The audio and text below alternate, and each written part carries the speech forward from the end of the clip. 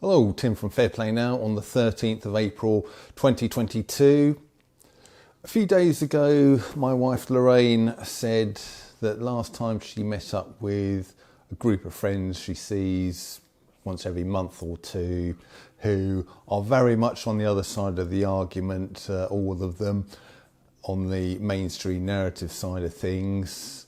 One of them apparently said to Lorraine, well, you have to trust someone. And they were talking about trust with regard to mainstream media and government, I believe, not obviously as far as friends and family and that sort of thing were concerned. But their attitude was, well, you've got to trust people in power and influence some of the time at least. And my answer to that would simply be, why? Why should you trust anyone like that?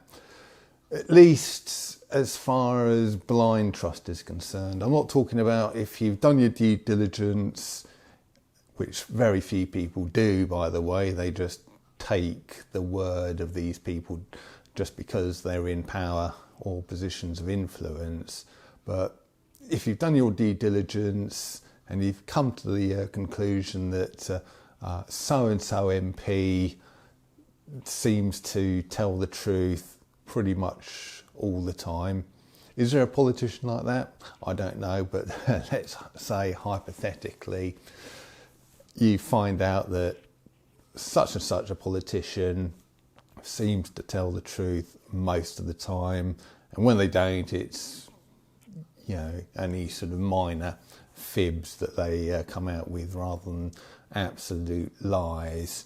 Well, then, maybe you've done a bit of critical thinking there, you've done a bit of due diligence, and you've come to the conclusion that you can trust them, at least on the bigger things. But I would argue that we know that these people tell fibs and tell lies a lot of the time. In fact, I saw somewhere only in the last week or two that Johnson was actually sacked at least 2 times for lying. So it's like, why is he even Prime Minister in the first place? But I did hear actually from someone I know who used to work alongside Johnson when they were both working for, must have been the Telegraph or someone like that, something like that, that they knew for a fact that Johnson lied and made up stories. So we know that these people do lie and do tell fibs and don't necessarily have our best interests at heart. So again, I asked the question, why should you trust them? And I would also add to that, why would you trust anything that is in a position of power or greater power over you? Okay, you can argue that none of these people have power over me or yourself, but most people out there would regard someone like Johnson or any MP as being more powerful than them in more of a sort of senior position in society and having more power and influence than they do. Well, if that's the case, that's even more reason not to trust them. Just like if you're out in the natural world, you wouldn't necessarily automatically trust an animal that's more powerful than you are, would you? You wouldn't go out into the sort of Serengeti and look at a lion and sort of think, oh yeah, he doesn't look hungry today. He looks like just a big old pussycat. I think I can trust him. I'll just sort of walk kind of walk on by there sort of pretty close to him, well, you'd be silly, wouldn't you? Because you should never ever trust a big animal like that they won't suddenly spring up and come running after you and sort of have you for lunch. So, you have to have a certain amount of survival instinct, is how I'd put it really. Never trust something, an entity that's more powerful than you. It is just pure and simple survival instinct, isn't it? And that is why I do not trust politicians until they've proven themselves to be trustworthy.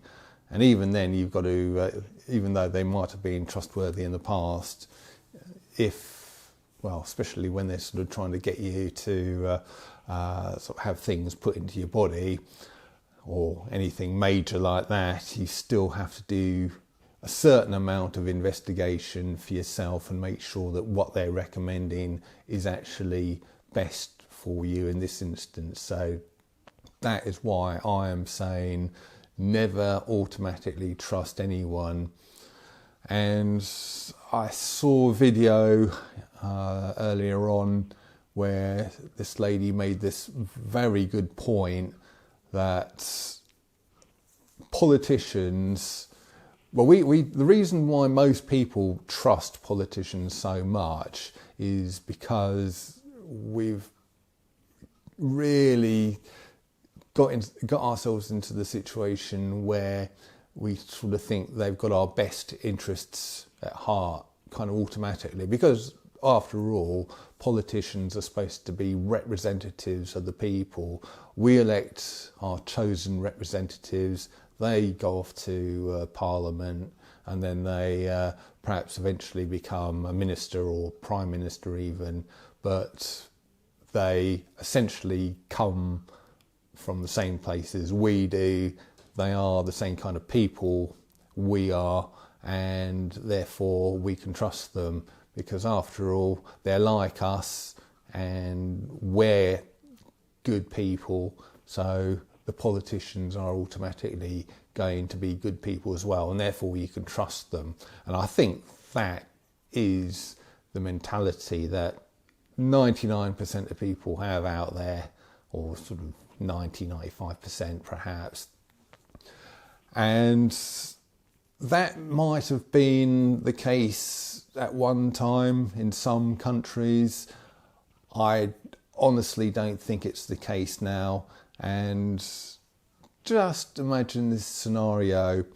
What would happen if really the political class was hijacked by a group of bad actors, as the terminology goes, a group of people who haven't got the people's best interests at heart, but have got their puppet masters' best interests at heart, have got their own sort of bank balances as being their most important priority, rather than your well-being and the good of the people as a whole.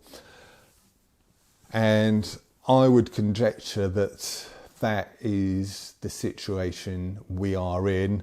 You've got these puppets up there in government and in the House of Commons as a whole, and you can sort of translate that into your own government if you're from another country, sort of Congress men and women, and senators if you're in the US, for instance.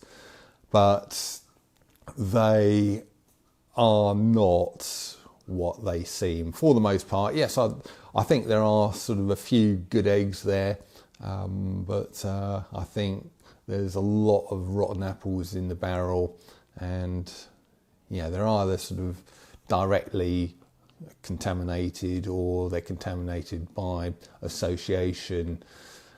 And I just do not think the political class that we have got are to be trusted now. I think they have been hijacked, they've been paid off, They've got their Klaus dividend, as I like to call it. They've somehow been co-opted and coerced into this whole Great Reset thing, Build Back Better. I've even seen leaflets come through my door from the main political parties with that slogan on it, Build Back Better. And as we come into kind of election season again, probably see some more of them as well. So, you know, just because they're using this sort of globalist terminology on their sort of electoral leaflets, that they are kind of co-opted and sort of contaminated by this whole sort of globalist agenda sort of thing. And I think that many politicians are just chosen and put into their positions anyway to serve their puppet masters the best. And it's really obvious, you know, going back to the United States, and it's really obvious. And why is it that you keep getting the same people from the same families elected as president of the United States? We had, you know, just in the last 20 years, we've had 2 instances where people have either been elected president or very nearly elected president just because basically they were in the same family as an ex-president. And that's got to be fishy. I know, are you telling me that out of a population, out of a country with 300 plus million people, the best person you can find as a presidential candidate is the wife of this guy over here or the son of this guy over there? I mean, come on, you know, the amount of highly capable people that must have been passed over just so that Hillary Clinton or sort of George W. Bush could become presidential candidates. I'm sorry, I just don't buy that. Here in the UK, they're a little bit more subtle than that. They don't often sort of choose people from the same families to become prime minister or whatever ministers. But here we have what's called the old boys network. You've got to be from, well, you have to have the right credentials, really. You have to have the right background, normally sort of ex-public school and Oxford or Cambridge University graduate, and connections with all the right people.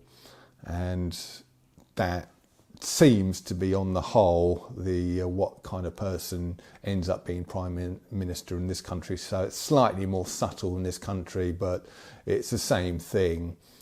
And yeah, trust. Well, as far as politicians are concerned, I wouldn't trust any of them. Tim from Fair Play Now, thanks for watching.